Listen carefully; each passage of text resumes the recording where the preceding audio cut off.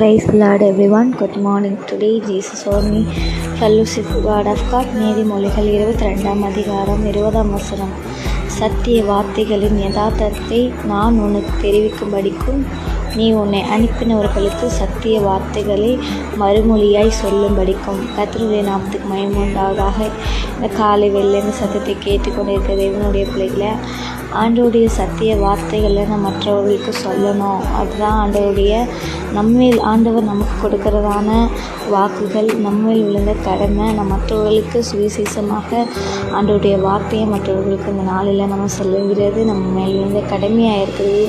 கர்த்தர் இந்த வார்த்தையை கொண்டு நம்ம ஆசீர்வதிப்பாராக. ஆமென். God bless you.